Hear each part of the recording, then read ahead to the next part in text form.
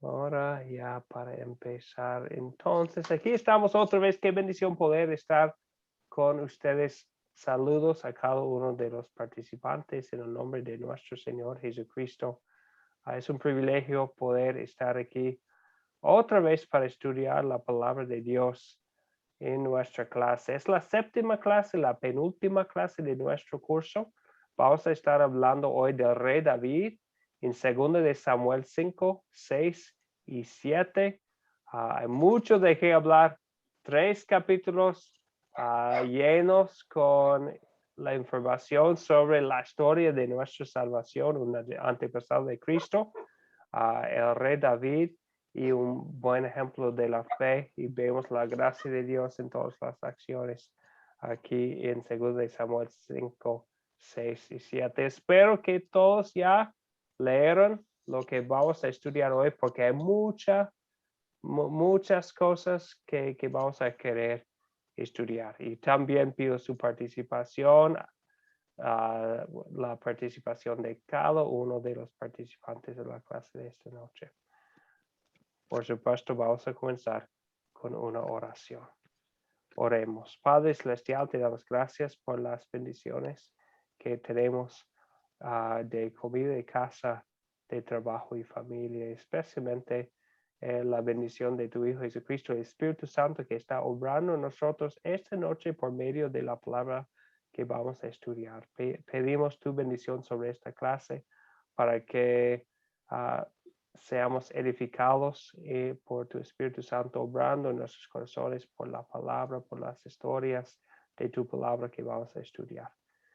Oramos en el nombre de tu Hijo, nuestro Salvador Jesucristo. Amén. Amén. Bien, ok. Ahora vamos a empezar con la actividad. Entonces, no todos los salmos fueron escritos por David, pero muchos escribió David. De los salmos que leyeron, comparte algo que le llamó la atención. Cualquier cosa de los salmos que le llamó la atención. Ángel, por favor. Sí, muchas gracias, pastor, por la participación. Pues fíjese que algo que a mí me llamó y me imagino que a todos mis compañeros fue que siempre David danzaba en la presencia del Señor, en agradecimiento, con corazón alegre, en gratitud, con gozo por su amor mostrado hacia él. Y yo investigué de que no todos, así como decía usted al principio, todos los salmos fueron escritos por David, se le atribuyen 82, pero dentro de esos 82 hay uno que me gusta mucho, pues, y es el Salmo 23, que se le autoconoce como el himno del pastor.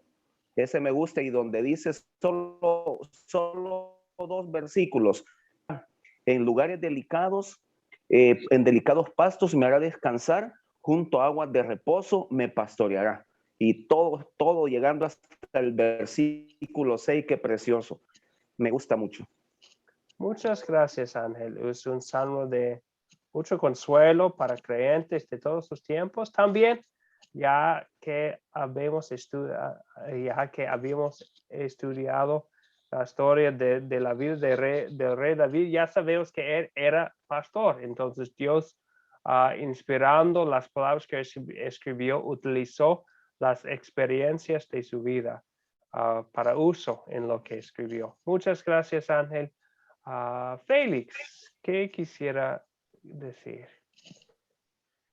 Yo encontré una referencia de los salmos de David en Lucas 20:42. Dice, pues el mismo David dice en el libro de los salmos: dijo el Señor a mi Señor, siéntate a mi diestra. Muy bien, muchas gracias. Entonces, allí vemos en Lucas 20 que es una profecía. Entonces, son salmos de David, son canciones, alabanzas al Señor, anunciando todo lo que el Señor ha hecho, y también habla de lo que iba a pasar con el Señor Jesucristo. Muchísimas gracias. Muy buen punto, Félix. ¿Quién más? Arturo, por favor. Sí, pastor. Bueno, yo quiero expresar esto para que mis compañeros y compañeras lo escuchen, los hermanos y hermanas. Yo tenía una duda. En la parte luterana hay una oración de matutina y vespertina, en la cual al final dice, te entrego mi cuerpo, mi alma y todo lo que es mío. Y al final dice que tu santo ángel me acompañe para que el maligno no tenga ningún poder sobre mí. A mí me llamó mucho la atención, bueno, y evidentemente preguntaba yo si había ángeles o si Dios tenía ángeles. Y aquí viene un versículo, un salmo de los más hermosos, un salmo de protección, que es el Salmo 91, ¿verdad? Y en él dice precisamente que a los ángeles mandará cerca de ti, que te guarden en todos los caminos. Ese es mi comentario, pastor. Gracias. Muchas gracias. Una oración muy bonita y también vemos raíces en los salmos, ¿verdad? Que Dios promete enviar sus ángeles, que son seres celestiales que son para el servicio del Señor y que sirven a nosotros bajo la dirección del Señor también. Muchas gracias, Arturo. Sofía, buenas noches. Yo hablo, ¿me escucha? Sí, El Salmo 22, que el Señor, que David escribió y que sin embargo fue como un antesala mostrando los padecimientos del Señor Jesús en la cruz, en el versículo 12, 14 y 15 describe mucho de lo que él padeció, que dice, me han rodeado muchos toros, fuertes toros de Bazán me han cercado. He sido derramado como agua y todos mis huesos se descoyuntaron. Mi corazón fue como cera, derritiéndose en medio de mis entrañas. Como un tiesto se secó mi vigor y mi lengua se pegó a mi paladar. Y entonces aquí está refiriendo a lo que él sufrió rodeado de sus enemigos y todo lo que él pasó. Entonces esto fue como un salmo que como profético de los sufrimientos del Señor Jesucristo. Y eso yo encuentro que llama mucho la atención. Eso sería mi colaboración. muchas gracias por compartir esto. Más adelante, Sofía, vamos a hablar sobre como David, bueno, es un personaje histórico, pero también se usa la Biblia, él como imagen del Mesías que iba a venir. Y hay unos que dicen que son muy, bueno, que son muy eruditos, personas que estudian mucho la palabra de Dios, que piensan que tal vez, no podemos estar seguros, pero tal vez Jesucristo, con su conocimiento de sus propias escrituras, que él estaba orando el Salmo 22 cuando estaba en la cruz, cuando estaba colgado en la cruz, porque escuchamos cómo empieza, Dios mío, ¿por qué me has abandonado? Él utiliza las palabras del mismo primer versículo del Salmo 22. Entonces, tal vez el Señor Jesucristo utilizaba Salmo 22 como una oración, meditando en el Salmo 22 mientras que sufría el castigo de nuestros pecados en la cruz. Muchas gracias por mencionarlo, Sofía. Muy bien, gracias por la participación. Gracias, pastor. Ok, adelante. Entonces, yo iba a decir, y hay muchos muy buenos, no todos los salmos son de David, pero muchos buenos ejemplos en los salmos de David. Lo que vemos también, bueno, vamos a hablar más de rey David a lo largo de esta lección, que es rey, que es guerrero, que es pastor, que es escritor, mucho de que Dios utilizó a él tanto, pero también en 2 Samuel y en los salmos vemos mucha evidencia de los pecados de David. Y la Biblia no esconde los pecados de los héroes, especialmente no esconde los pecados del rey David. Y en los salmos tampoco el rey David no esconde sus pecados. Y él habla de sus pecados. Y hay salmos que él escribe de muchos salmos de arrepentimiento, confesando sus pecados. Entonces, uno de esos es el Salmo 51. Y al principio del Salmo dice que es de David y también habla de la ocasión de escribir. y fue cuando el profeta Natán fue a hablar con David por causa de su adulterio con Betsabé. Entonces, una historia del pecado del rey David, ¿verdad? Pero David después escribió un salmo hablando de su propio pecado y escuchamos sus palabras: ten piedad de mí, reconozco que he sido rebelde, mi pecado está siempre ante mis ojos, he hecho lo malo, y confiesa que no solamente es esta acción específica, es por naturaleza pecador. Entonces, en el Salmo también vemos el perdón que Dios ofrece a él por medio de la fe. Pero nos recuerda que aún David es por naturaleza pecador. Nosotros también sabemos que somos, y nosotros también juntos con David confesamos nuestros pecados, y muy útiles para cuando reconocemos nuestros pecados, que usamos los salmos de David como Salmo 51, como Salmo 32, para usar como oraciones de arrepentimiento, que son muy útiles para el creyente, que reconoce sus pecados, pero también reconoce que el Señor es su Salvador. Bien, entonces esos son los salmos de David. Vamos a hablar más de la historia del rey David. Empezamos la historia en la lección pasada. Hoy vamos a continuar y vamos a ver el rey David aquí en 2 de Samuel 5, 6 y 7. Hay muchos detalles que podemos mencionar. Entonces vamos a empezar con la primera de considerar quiénes son los personajes de esta historia. Hay muchos personajes en la historia. Pero vamos a querer o tratar de mencionar la mayoría, empezando con Desi, por favor. Pastor, a ver, yo los personajes que encontré: David, Saúl, Jehová Dios, los ancianos de Israel, el rey David propiamente dicho, los jebuseos, los hombres del rey, los ciegos y cojos, Dios de los ejércitos, Hiram, rey de Tiro, embajadores del rey de Tiro, carpinteros y canteros, concubinas y mujeres de Israel del rey David, hijos e hijas de David, como son Samúa, Sobab, Natán, Salomón, Ibjar, Elisuá, Nefeg, Jafia, Elisama,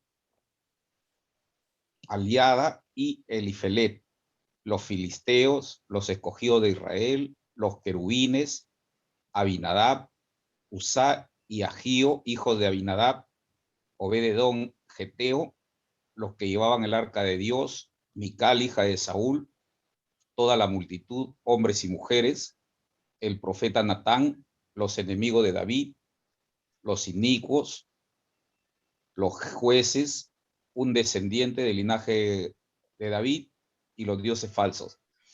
Eso es lo que pude anotar. Pastor. Excelente, muchas gracias, Desi. Creo que, bueno, nombró todos, entonces creo que aún tienen unos que no voy a poner aquí en la pantalla, pero creo que sí, muy bien, muy completa la lista. ¿Tiene alguien que no nombró Desi, Félix? Los 30,000 soldados escogidos de Israel. Podríamos mencionar ellos también, ¿verdad? Mencionó los soldados, pero el número 30,000. Muy bien, muchas gracias, Desi, bien hecho. Gracias, Félix. Rolando, ¿iba a mencionar a otra persona? Sí, no me di cuenta si Esi mencionó a los ciegos y a los cojos. Sí. No me acuerdo. Fueron muchos nombres, pero gracias, Rolando, por contribuir también. Los ciegos y los cojos, ¿verdad? Que, bueno, nos ayuda a pensar en los detalles. Los jebuseos dicen que podrían, porque tenían un lugar tan fuerte, una posición, una ubicación tan fácil de defender contra los enemigos, que decían que aún los ciegos y los cojos pudieran defender este lugar. Gracias, Rolando. Bueno, en los detalles vemos muchas cosas. Vemos la fama de de David porque Hiram, rey de Tiro, envía los embajadores y regalos a David. A Tiro es un lugar cercano, entonces probablemente está diciendo que por favor no me ataque. David, también vemos, él nos mencionó las concubinas y esposas de David. A lo largo de la historia de David, especialmente más adelante con capítulos 11, 12, 13, van a ver, si lo leen, las dificultades que tenían en su familia David. Entonces, no nos presenta como una gran bendición violar la ley de Dios o quebrantar la ley de Dios con tantas esposas, tantas mujeres. Eso no está bien, ¿verdad? Entonces nos dice que eso es lo que pasa, no nos dice que es algo bueno tener tantas concubinas, tantas esposas. Pero vemos también en los detalles las bendiciones que recibió, como nos mencionó los israelitas, los ancianos, que ellos vinieron para nombrar al principio de la historia, a nombrar a David como rey. Muy bien, seguimos adelante otra vez. Hay muchos. ¿Cuáles son los objetos de esta historia? ¿Cuáles son los objetos que vemos que nos ayuda a entender lo que es la historia que estamos estudiando? Déjame pedir que Ángel nos ayuda con los detalles. Ángel, por favor. Ok, muchas gracias, pastor. Bueno, yo encontré lo que es huesos y carne tuya.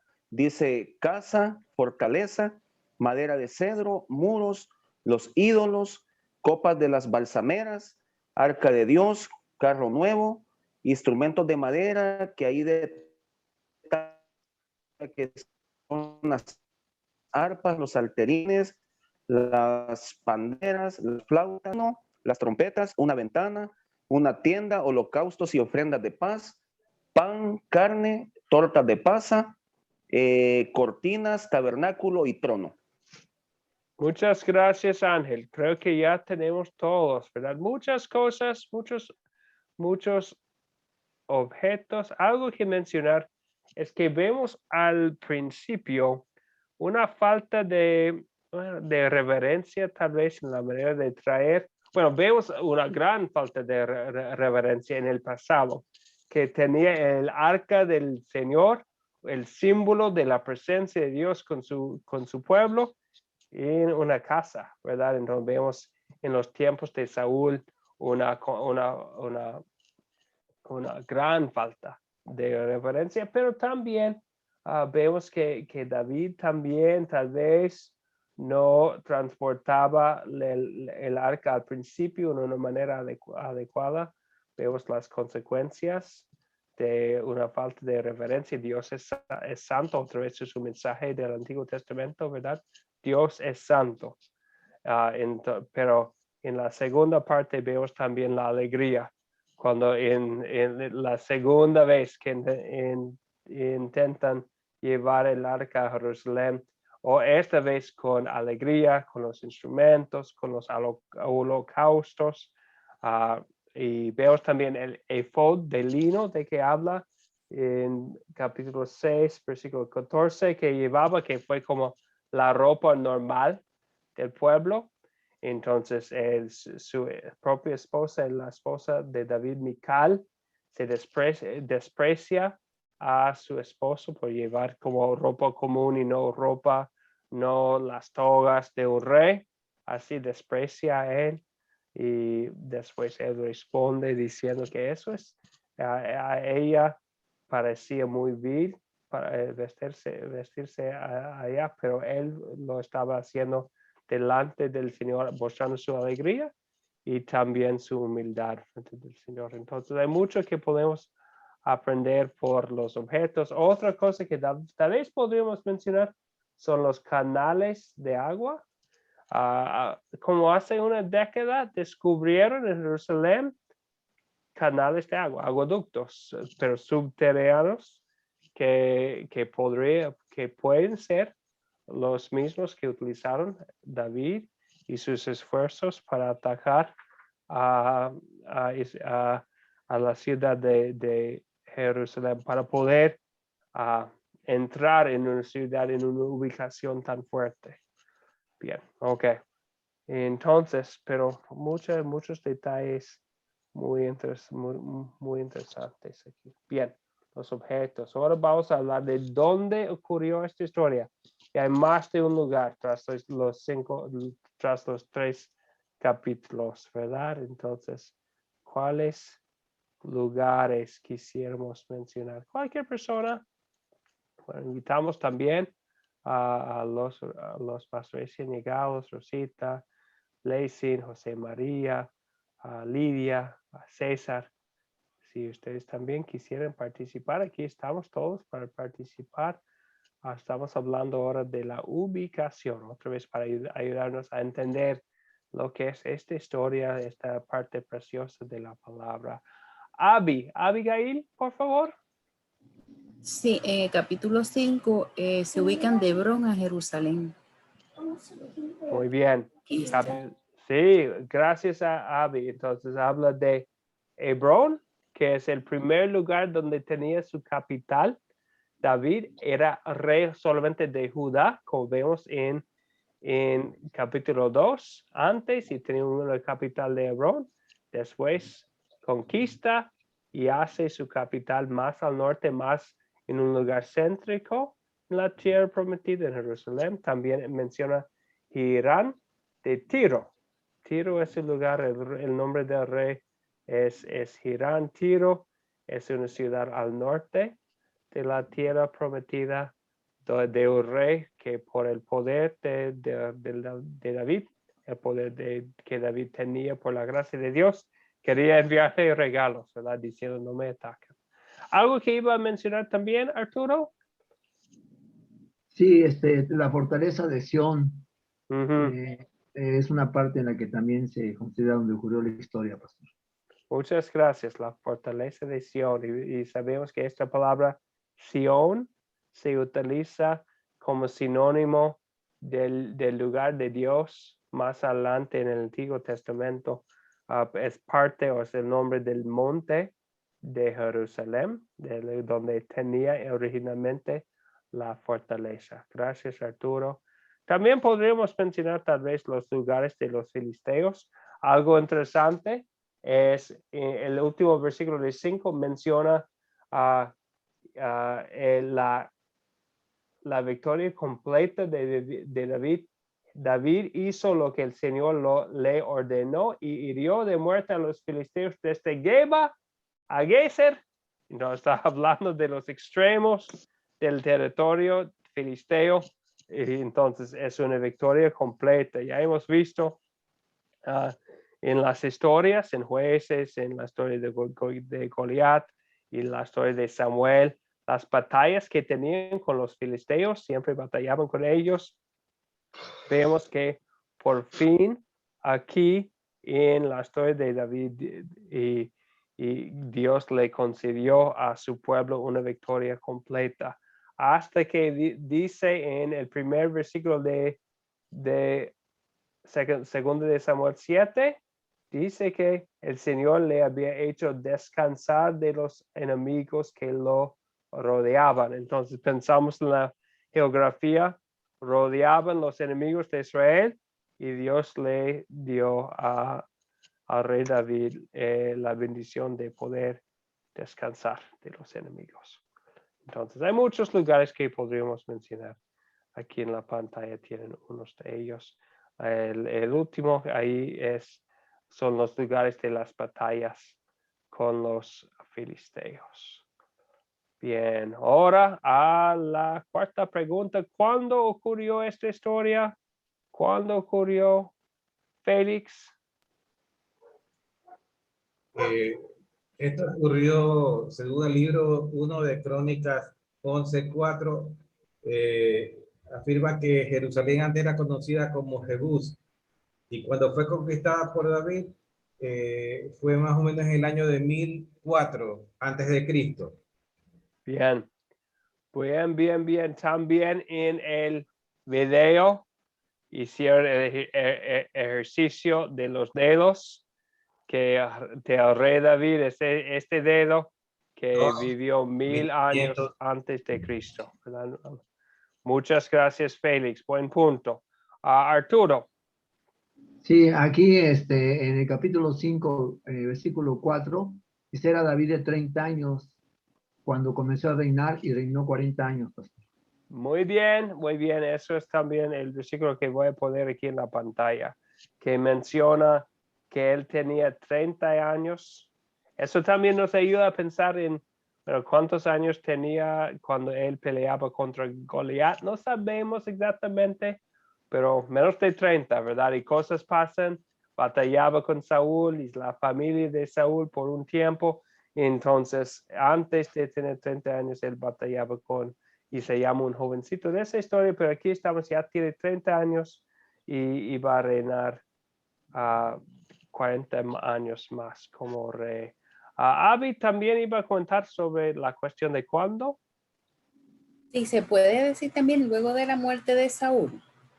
También, gracias por tan importante este contexto. Luego de la muerte de Saúl, también, muy interesante, versículos 3 y 4, en capítulo 3, muere Abner, que fue un soldado fiel de Saúl, Abner.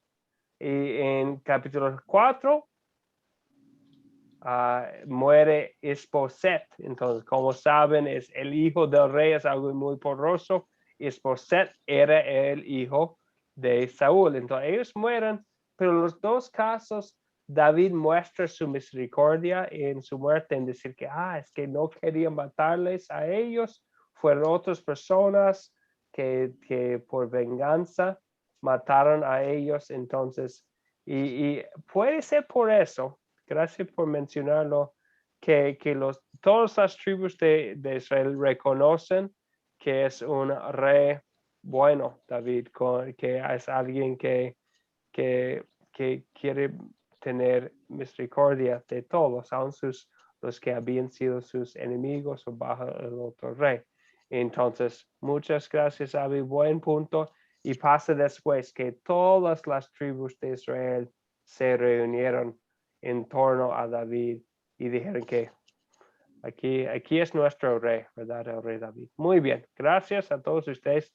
Muy bueno para entender el año y el contexto en que está pasando la historia de hoy. Ahora, ¿cuál es el problema? Bueno, es como una parte de Biblia un poco libre de problemas, pero hay unos que podríamos mencionar de todas formas. ¿Cuáles problemas podríamos mencionar aquí? ¿Quién quisiera empezar? ¿Cuáles son los problemas que podríamos mencionar? Rolando, por favor. Sí, ¿me escuchan? Sí. Ok, yo veo como problemas ahí la necesidad que tenía el pueblo de Israel de ir a la batalla a vencer a los filisteos. Van en dos ocasiones y pues gracias al favor de Dios resuelven el problema con la victoria porque vuelven victoriosos de ambas batallas. Gracias, Rolando. Entonces pensamos, todavía están los enemigos, ¿verdad? Y vean, y ellos pueden ver el poder del reinado de David, del reino de David. Entonces ellos querían ellos querían atacarlo al principio. Gabino también iba a mencionar algo. Yo veo como problema cuando David conquista la ciudad de Sión, de cómo penetrar si estaba rodeada de murallas. Sí, con murallas, en una situación con arroyos muy hondos a todos lados de la fortaleza. ¿Cómo iban a poder conquistar esa ciudad? Está en un lugar céntrico, pero por siglos, desde los tiempos de Josué, no habían podido conquistar este lugar tan estratégico, tan céntrico en la tierra prometida. ¿Cómo lo iban a poder hacer? Gracias, Gabino. ¿A Félix también iba a mencionar algo? Sí, yo tengo en segunda de Samuel 5, como un problema es la aceptación de los ancianos y los principales de los otros reinos como rey de Israel unificado a David. La toma de Jerusalén y también la necesidad de hacer un pacto con Irán. En la segunda de Samuel 6, el intento de trasladar el arca de Dios, el traslado de la arca del pacto a Jerusalén y el desprecio de la hija de Saúl por el comportamiento de David al llevar el arca. Y en Samuel 7 el problema es el pacto que hace Dios con David. David, él quiere construir un templo para Dios y Dios le dice que cuando él ha pedido un templo, que él no ha tenido necesidad de que le construyan una morada y se recibe la promesa, el pacto de Dios de darle el rey de la sangre de él. Sí. Que era Gracias. Jesús. Gracias, Félix. Entonces pensamos en las palabras de David en el segundo versículo de capítulo 7, lo que mencionó usted con cuando está hablando del templo, y creo que vemos bien el problema que menciona David en ese versículo. Mírame aquí, habitando en un palacio de cedro, mientras el arca de Dios se halla entre simples cortinas. Entonces, todavía no se había construido un templo fijo, entonces utilizaban un tabernáculo, como de tiendas de campaña, ¿verdad? Entonces, vemos que es el mismo rey David que lo menciona como problema, ¿verdad? Bien, hay varios que podemos mencionar. Voy a poner unos que mencionamos ahí con los enemigos, que va a hacer David con los países, con las tierras vecinas, ¿verdad? Con los filisteos, con los de Tiro, y vemos, vamos a ver las resoluciones con la historia. Una cosa más que mencionar, Rolando. Sí, pastor.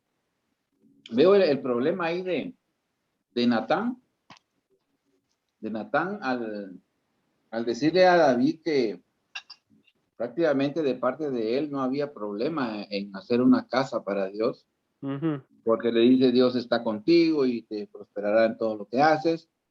Pero esa misma noche Dios le habla a Natán y le dice que no, que él no necesita una casa.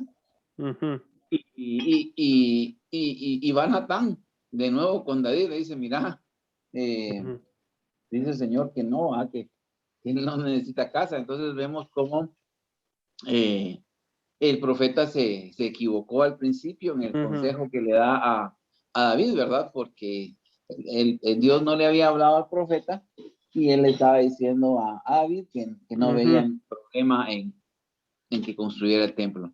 Sí, gracias, Rolando. Sí, es interesante, ¿verdad? Porque a lo mejor pensaba Natán, por supuesto vamos a querer un templo construido aquí en Jerusalén. Entonces, sí, que lo hagas, David, pero después él recibió una revelación especial. A veces, tal vez nosotros también, los que son líderes del grupo o que comparten la palabra de Dios con otras personas, a veces para nosotros, tal vez respondemos a una pregunta de una manera, sí, claro que sí. Cuando nos preguntan algo y después consultamos con Dios en su palabra y de vez en cuando lo que vamos a querer hacer es, si vemos algo en la Biblia que no está de acuerdo con lo que dije, voy a querer regresar a la persona y decir que, ay, perdón, respondí en una manera no correcta, al estudiar más el tema en la Biblia, a recibir lo que Dios me dice en su palabra, me gustaría corregir lo que dije. Entonces, y vemos eso es lo que pasa con Natán, ¿verdad? Entonces, él respondió de una manera rápida, pues haz lo que quieres hacer, pero después de consultar más a Dios, reconoce que no fue la bondad de Dios en ese tiempo. Bien, ok, ya mencionamos varios problemas. Gracias a todos ustedes que participaron. Ahora vamos a repasar los eventos. Y hay tantos eventos que vamos a querer repasar aquí, empezando con capítulo 5, sobre los eventos que pasaron aquí en estos capítulos. Ángel, ¿podría ayudarnos con los eventos de la historia, por favor? Sí, pastor, muchas gracias. Como lo hago siempre en esta pregunta, cronológicamente, podemos encontrar desde el capítulo, del 5 al 7, donde dice que David, rey de todo Israel, desde la unción de David como rey de Israel hasta la rebelión de Absalón. Luego continúa lo que Jerusalén se convierte en capital. Alianza de David con Irán. Hijos de David nacidos en Jerusalén. Posteriormente, guerra contra los filisteos, haciendo lo correcto de modo incorrecto. David lleva el arca a Jerusalén. El deseo de David de edificar una casa para Jehová, el pacto davídico y la oración de David. Excelente. Muchas gracias, Ángel. Bien hecho. Son los eventos. Hay mucho aquí en 3 versículos que está pasando aquí en lo que estudiamos. ¿Alguien más quisiera mencionar algo más de lo que leyeron en estos 3 versículos? O esos 3 capítulos, perdón. ¿Algo más? Muy bien hecho, gracias Ángel. Tal vez algo más llamando la atención a lo interesante de David con Mical, que ella desprecia. Y a mí me gustó mucho como Ángel los dijo, que al principio hizo David lo correcto en una manera correcta. Es cierto que eso es como empieza la jornada del arca a Jerusalén. Después ya está haciendo lo correcto, ¿verdad? De una manera correcta, con alegría, con alabanza, con júbilo, dice, reconociendo que Dios es bueno, trayendo ese símbolo de su presencia a Jerusalén. Y Mical, que venía de una familia reconocida por no ser muy creyente, que despreciaba a él por su manera, que ella piensa que no se compartía como de una manera digna de un rey. Y pues, David dice que estaba haciéndolo no delante del pueblo para el bien del pueblo, sino para darle gracias a Dios delante de él. Y es algo interesante que pasa. Entre una historia con muchos detalles. Arturo iba a mencionar otros detalles de estos 3 capítulos.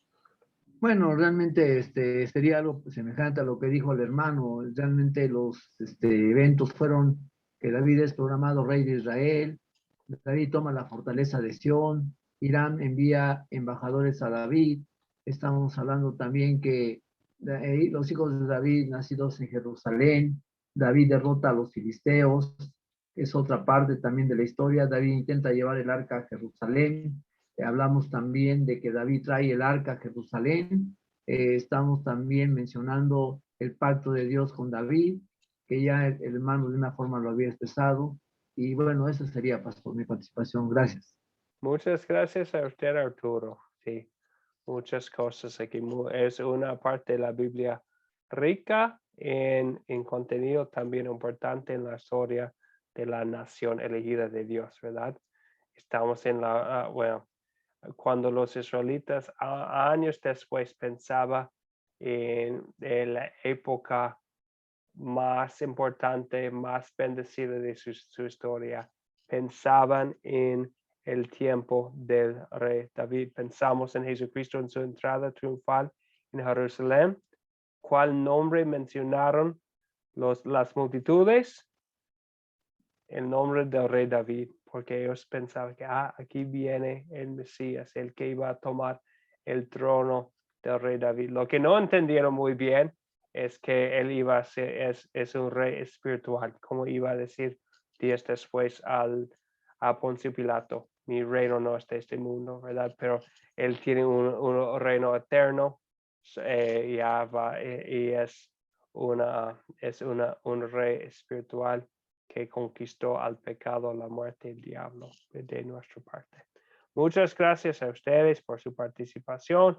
Hablando de los eventos ahora, pensando en los problemas que mencionamos, entre otros hablamos de los enemigos, especialmente los filisteos, el lugar, la dificultad de conquistar a Jerusalén, el problema con el arca, con su esposa Mical, con su deseo de edificar un templo. ¿Se resolvieron los problemas que mencionamos, sí o no? ¿Y cómo? ¿Qué dice?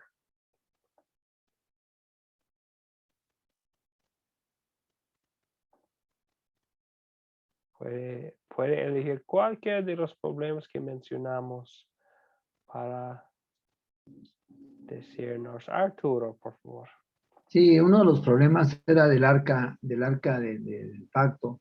Y aquí veo en el versículo 12 que dice, fue dado aviso al rey David diciendo, Jehová ha bendecido la casa de Obed Edom, todo lo que tiene a causa del arca de Dios. Entonces David fue y llevó con alegría el arca de Dios a la casa de Obed Edom, a la ciudad de David. Es decir, que logró David llevar el arca del pacto a la ciudad de David. Sería que ahí se resolvió el problema. Sí. Resolvió el problema de hacerlo correcto en una manera incorrecta por ya hacerlo en una manera buena. Gracias, Arturo. ¿Algo más? ¿Algo más que quisieran mencionar? Ángel. Sí, pastor, entre uno de los problemas era cuando los filisteos se enteraron que el rey David había sido ungido. Entonces sí se resuelve porque dice que el Señor los entregó en sus manos. El Señor abrió brechas entre sus enemigos. El Señor le dio a David descanso a todos los enemigos en que él los rodeaban. Sí. Y interesante cómo se resolvieron los problemas en dos maneras diferentes, ¿verdad? Con los de Tiro enviaron embajadores y regalos. Los de Filisteos enviaron soldados. Entonces, para los que viven en México, hablan de abrazos y no balazos, ¿verdad? Entonces, Hiram de Tiro envié abrazos y los filisteos los balazos. Bien, ok. ¿Qué más? Félix, también veo la mano de Félix. Sí, yo quería hacerle una pregunta, tengo una duda, ¿no? El pueblo cananeo era principalmente un pueblo descendiente, o sea, los filisteos eran descendientes de un pueblo marino que se dedicaba al comercio. La gente de Tiro era de Líbano. Entonces, la relación de consanguinidad entre los de Líbano, o sea, los de Tiro, con los filisteos, ¿estaba presente o eran pueblos totalmente aparte? Bueno, generalmente, porque geográficamente en el mapa, Tiro está muy al norte y bueno, los filisteos más al sur. Entonces, del linaje, honestamente no estoy seguro. Pero cuando la Biblia habla de los filisteos, generalmente está hablando de los pueblos de las 5 ciudades más al sur. Y los de Tiro están mucho más al norte, lo que es Lebanon hoy en día. Pero del linaje, honestamente, no estoy seguro. Pero generalmente de los filisteos, el pueblo del mar, hay unos que dicen que habían venido de otra parte porque los egipcios hablan en sus historias mucho de los pueblos del mar, siempre hablan de ellos como los pueblos del mar que habían venido de otra parte del mundo mediterráneo. Entonces, se dice que tal vez de unas de las islas como Creta, o algunos que he escuchado decir que son de España ellos, pero no están seguros. Y no he escuchado que los de Tiro son parientes. Los fenicios son los que vienen del mar y los fenicios no son ellos son descendientes, los libaneses son descendientes de los fenicios. Ellos son filisteos y fenicios sí son, bueno, supuestamente, y eso es una historia tan antigua, pero supuestamente son parientes, los fenicios y los entonces, sí, bueno, y están en el mismo lugar, también sobre el mar, los de Tiro, entonces a lo mejor tenían como, bueno, matrimonios entre sí, hijos entre sí, para poder tener como una descendencia ya mezclada. Bueno, Félix, déjame, ¿cómo Natán tenía que buscar lo que es la voluntad de Dios? Tal vez lo debo estudiar un poco más y responder mejor. Es porque los pueblos tenían ellos matrimonios para arreglar alianzas. Entonces se mezclaban los pueblos. Exactamente. Entonces eso podría ayudar a comprender la situación geopolítica en el Medio Oriente en ese momento. Inclusive los israelitas actuales, ellos tienen cierto trato, cierto contacto con los libaneses. Y consideran a los que están alrededor, los pueblos árabes, como algo que no están siendo totalmente dentro del grupo de los libaneses. Sí, sí, porque sí. Bueno, me parece que usted sabrá mejor que yo, Félix, gracias. Y sí, porque es así, porque de hecho, bueno, no tengo que hablar tanto de historia, pero antes me hablaba un poco de eso porque yo tenía vecinos libaneses por 10 años y hablaban de la distinción entre ellos y los árabes del alrededor de ese lugar. Gracias, Félix, por compartir. También Rolando iba a mencionar algo. Sí, tal vez en el capítulo 7, lo que es el pacto de Dios con David, como Jehová de los ejércitos habla por medio de Natán y le dice que su casa será afirmada, ¿verdad? Y que su reino para siempre delante de su rostro y su trono será estable eternamente. Es como un pacto que hace Dios con David. Y acá aprovecho, pastor, para una pregunta y es cómo tenemos que ver al Israel de ahora y al Israel futuro, si es cierto lo que dicen de que ya no es Israel, sino que ahora es la iglesia, el pueblo de Dios, o cómo es que esta palabra de Dios se cumpliría de ser un trono estable eternamente, la casa de David. Gracias, Rolando. Una pregunta muy buena y muy importante con esta parte de las escrituras. Entonces, vemos el anuncio del nacimiento de David en Lucas 1. Entonces, en Lucas 1 está hablando Gabriel con María, anunciando la venida de Jesucristo.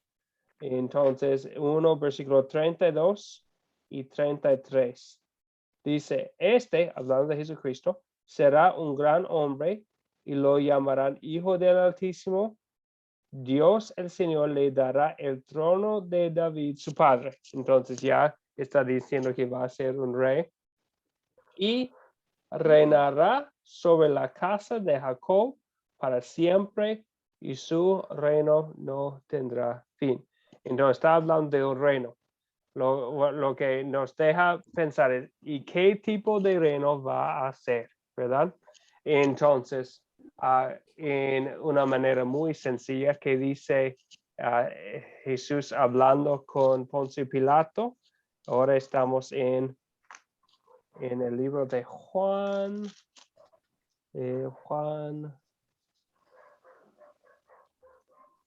Juan 19. ¿Dónde está? Entonces, Juan 19. Está. Bueno, ¿dónde lo dice? Él dice, mi reino no está en este mundo, pero ¿cuál versículo es? Aquí está el hombre. Tal vez está. Está en Juan 18.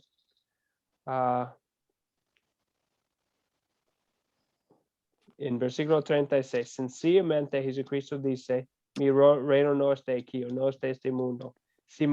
Y él dice, si mi reino fuera de este mundo, mis servidores lucharían para que no fuera entregado a los judíos. Vemos que los discípulos tenían el mismo problema que unas personas todavía tienen hoy en día, ¿verdad, Rolando?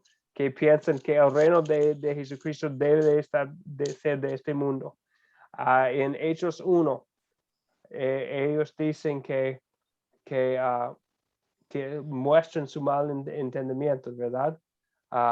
Ellos dicen en Hechos 1:6, Señor, ¿vas a devolverle a Israel el reino de este tiempo? Entonces están pensando en el reino de Israel como si fuera como el reino del Mesías, como iba a ser un reino terrenal. Pero Jesucristo dice, no les toca saber, pero cuando venga sobre ustedes van a entender, ¿verdad? El Espíritu Santo. Y no menciona, no hay otra mención de un reino terrenal, de las bocas de los apóstoles en las páginas del Nuevo Testamento.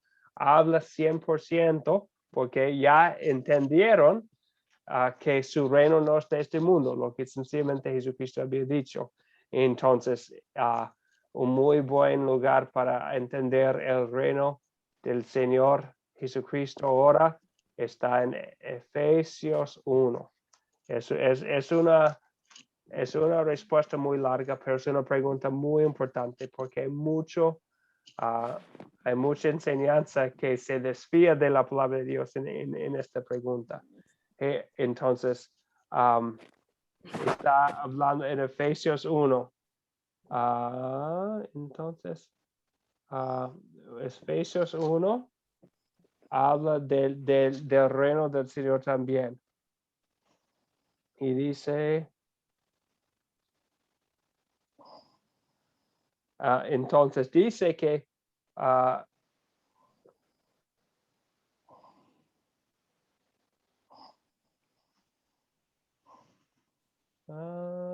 okay. Estoy buscando. Entonces dice, hablando de Jesucristo, en versículo como 20, 21, 22, 23, habla de que Dios sometió en el pasado todas las cosas bajo sus pies, hablando de Jesucristo. Está hablando de su reino. Y lo dio a la iglesia como cabeza de todos. Pues la iglesia es su cuerpo, la plenitud de aquel que todo lo llena a plenitud. Entonces, Jesucristo ya está en gloria, ¿verdad? Y su gloria, su reino, no es un reino terrenal, es reinar en los corazones de los creyentes desde su venida hasta ahora y para siempre, ¿verdad? Entonces, tu trono es eterno. Entonces, vemos en el Nuevo Testamento que en la profecía, aquí en 2 de Samuel, que su trono, el cual permanecerá para siempre, va a ser algo distinto. Y lo vemos en el Nuevo Testamento cuando Jesucristo habla también de su reino. No es cuestión de lo que vamos a ver, porque bueno, eso es otro pasaje que debo buscar, porque es otro, pues vamos a concluir con eso, porque es una pregunta tan importante, Rolando, que quisiera, déjeme buscar el pasaje para...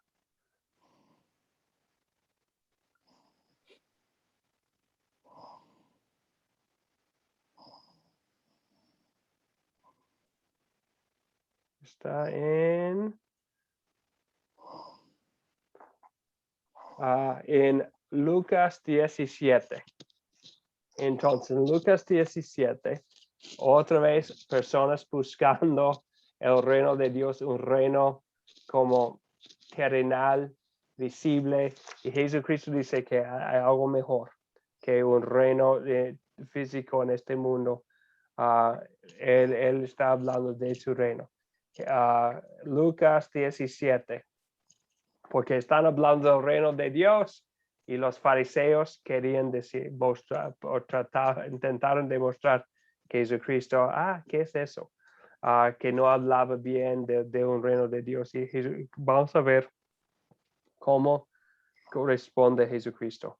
Cuando los fariseos le preguntaron cuándo había de venir el reino de Dios, porque pensaban los fariseos, como uno sabe, piensan hoy que va a ser un reino terrenal, él, es Jesucristo, respondió, el reino de Dios no vendrá con advertencia, ni se dirá aquí está o ahí está, porque el reino de Dios está entre ustedes. Entonces es algo de aquí, del corazón y de fe, es donde está el reino de Dios. Y por eso es una pregunta muy importante, ¿cómo permanecerá para siempre el trono del Señor Jesucristo? Ya está. Entonces el reino del Señor Jesucristo está dentro de nosotros, Él reina en nuestros corazones ahora mismo, como el rey de los reyes, y él es el rey de todos los que tienen fe en él, y somos como dice también en Romanos, somos el Israel espiritual ahora. Bien, entonces se resuelve ese problema también de las dificultades de un reino terrenal porque Jesucristo estableció su reino espiritual. Rolando. Amén. Demasiado larga la respuesta. No, pero mira, cómo nos llevaste de Juan a Hechos, luego a Efesios, después a Lucas. Mira sí. cómo. Sí, pero gracias por la pregunta, porque es algo muy importante. Y ahora, sí, ahora me dio cuenta que no lo mencioné en la clase de la mañana. Pero está bien, gracias por mencionarlo, porque es algo que vale mencionar con esta historia. Ok, algo más sobre lo que es, ya hemos visto mucho, ¿verdad? Entonces ahora vamos a consolidar, vamos a ver, eso es lo que pasó en 2 Samuel 5, 6 y 7 hace 3,000 años, que es el significado para mí hoy en día. Ahora vamos a considerar todo lo que hemos estudiado y pensando en el significado para mí hoy en día. Para estar seguros que vamos a aplicar lo que está en la palabra, empezamos con una pregunta de repaso. En pocas palabras, ¿de qué se trata la historia? Mi compañero Nathan Schulte, otro profesor, siempre dice en menos de 10 palabras. Pero no somos contadores. Entonces, en pocas palabras, ¿de qué se trata, Ángel, por favor? Bueno, se trata de un héroe de la fe. Si lo podemos ver, se trata la historia desde el inicio en la clase anterior de un pastor de ovejas a guerrero y rey. Es un guerrero de la fe. Bien, muchas gracias, Ángel. ¿De qué se trata uno? Pastor elegido por Dios, guerrero y después rey, como vemos aquí en la historia. Y por tiempo era guerrero y rey al mismo tiempo, lo que estudiamos. Muchas gracias, Ángel. Bien dicho. Vamos a la segunda pregunta, siempre una pregunta difícil. ¿Qué pecado me enseña a confesar esta historia? Usamos la palabra de Dios y la ley de Dios como espejo. no condenado solo los pecados del pasado, pero también los pecados en nuestras propias vidas. Entonces, ¿qué pecado me enseña a confesar? Pensando en los detalles.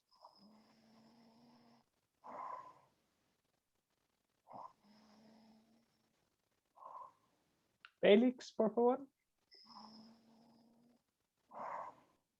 Nosotros no conocemos los planes de Dios y por eso encontramos dificultades y obstáculos para hacer que se cumpla su voluntad.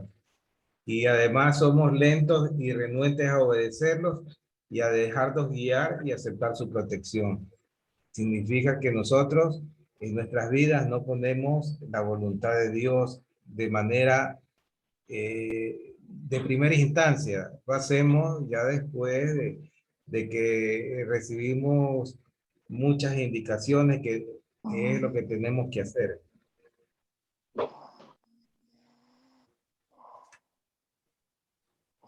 Okay. Muchas gracias, Félix. Perdón, hablando con el micrófono desactivado. Muy bien, muchas gracias. Entonces pensamos muchas veces pensamos en tal vez un poco de falta de reverencia en cómo llevar el arca sin pensar en esta es la presencia de Dios, ¿verdad? Que tenía ahí. Pero gracias, Félix, y lo vemos en nuestras propias vidas, ¿verdad? A veces los que tienen mucho más tiempo en la palabra para nosotros puede ser la tentación, y nos hemos caído en esa tentación de tratar las cosas especiales que Dios nos ha dado como su palabra, no con tanta reverencia. Y eso es un pecado. Gracias, Félix. Lidia iba a comentar, veo el micrófono ya abierto. Tal vez no. ¿Lidia? Está bien. Rolando.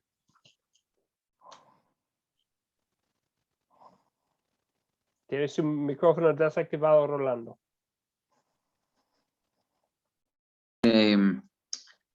Como David era un hombre tan valiente que estaba dispuesto siempre a ir a la guerra, y a pesar de esa valentía, él dependía de Dios porque le preguntaba, mira, ¿tengo que atacar o por dónde tengo que ir? Y Dios le decía, sí, ahora ataca, ahora rodea. Y qué linda dependencia vemos de David en cuanto a hacer la voluntad de Dios, a pesar de que él era tan valiente. Y creo que nosotros tenemos que confesar que queremos ser muy independientes de Dios y creemos en nuestras propias habilidades. Y David nos enseña que no obstante él era tan valiente como guerrero, él de todos modos siempre preguntaba al Señor qué era lo que debía hacer y cómo debía caminar. Gracias, Rolando. Entonces, ¿de dónde venía la valentía de David? Es del Señor, ¿verdad? Por conocer la voluntad de Dios. Y así actuar con confianza. Y nosotros a veces tenemos una valentía falsa, confiando en nosotros mismos, que es pecado, o tenemos un miedo por falta de confianza también, y podemos caer en los dos lados, ¿verdad? Algo más en el texto aquí, el pecado que nos lleva a confesar. Arturo, por favor.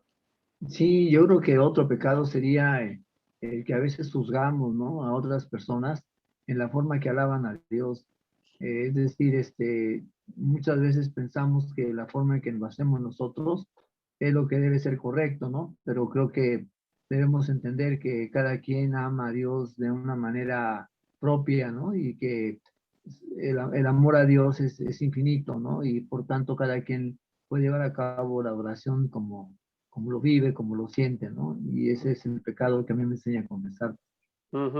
Gracias, Arturo.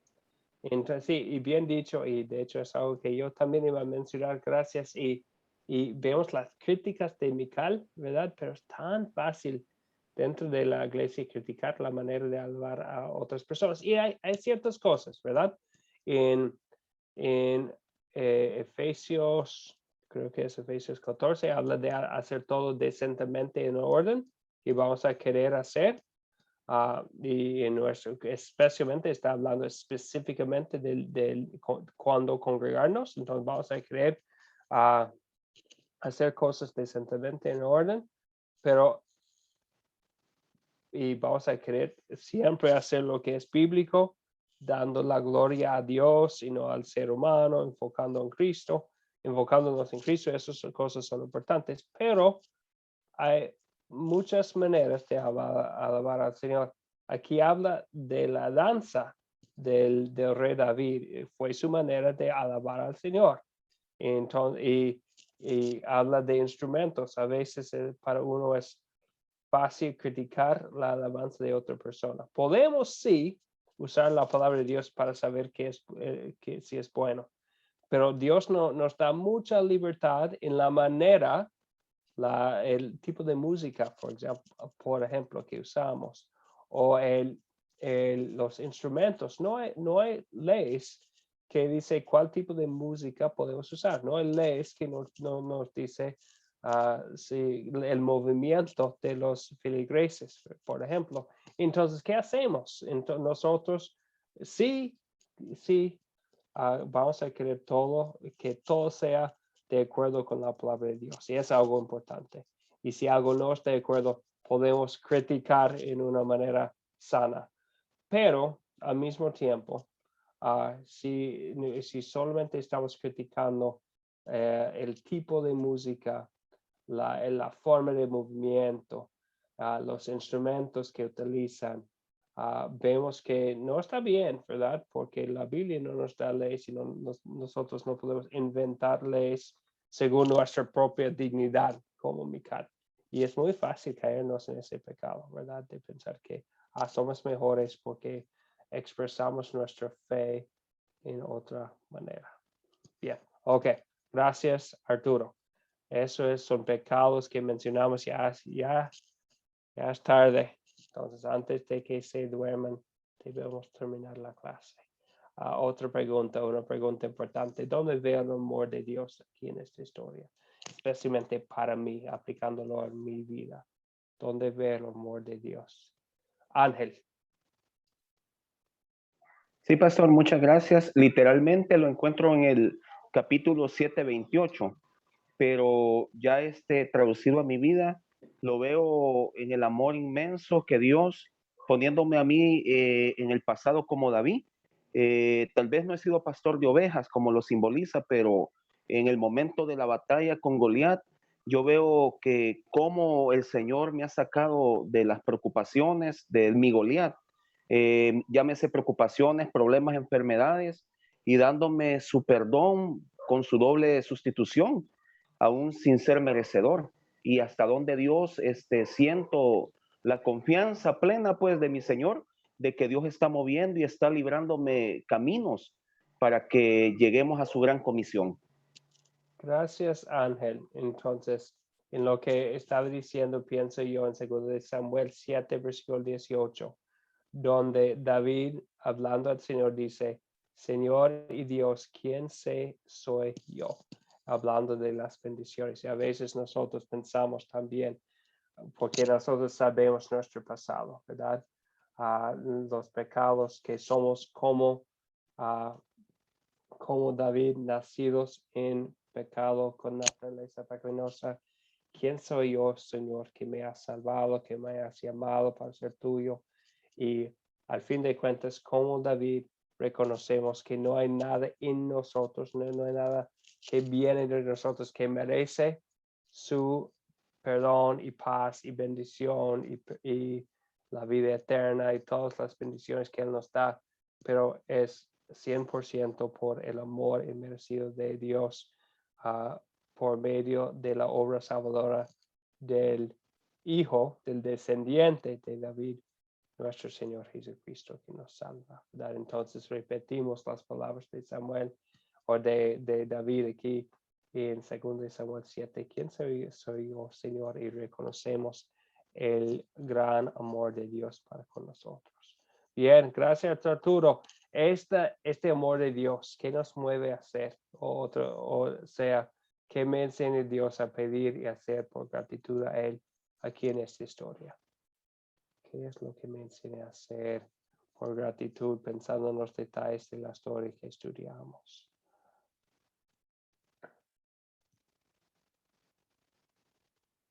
Bueno, podría mencionar uno. Vamos a querer tener un balance. Como vemos en la entrada del arca en Jerusalén, vamos a querer ser reverentes y con mucha alegría al mismo tiempo, ¿verdad? Reverentes sabiendo que Dios es santo y cuando pasamos tiempo con 2 o 3 o con 2 o 3,000, vamos a querer tener esa reverencia para el Señor, porque es santo y es muy importante, es algo precioso congregarnos para alabarle, para contar las cosas buenas que Él ha hecho para salvarnos. Pero vamos a querer también mostrar alegría, ¿verdad? Eso es lo que vamos a querer. Vamos a pedir también la humildad, reconociendo que como David, el rey más grande de la historia de Israel, pero muestra mucha humildad, Señor y Dios, ¿quién soy yo? Muy bien. Una pregunta más. ¿Cuándo sería buena situación para compartir este mensaje? Podría mencionar yo tal vez lo a cualquier persona que quisiera saber de la conexión del Nuevo Testamento con el Antiguo. Porque vemos que, ¿por qué menciona tanto? A veces preguntan, ¿y por qué habla de Jesucristo como el hijo de David, como el anuncio de Gabriel? Y cuando entra Jesucristo en Jerusalén y habla mucho del rey David también en el libro de Hechos, ¿por qué habla tanto de él? Vemos que él es el rey ideal del Antiguo Testamento, que Dios utilizó para extender su reino físico de su pueblo escogido. Entonces, por eso habla tanto de él, porque iba a venir otro que iba a tener un reino aún mejor y más grande, un reino muy diferente, que parecido en el sentido que es bendecido por Dios, pero diferente en el sentido que es un reino espiritual en nuestros corazones. Y va a ser algún día un reino celestial cuando estamos con él. Muy bien, ok. Ahora vamos a concluir. Bueno, no vamos a pasar 20 minutos, pero vamos a pasar un poco más tiempo hablando del rey David. David ya hemos visto, es pastor, es guerrero, es rey, es autor de salmos, es líder de las tropas del pueblo escogido.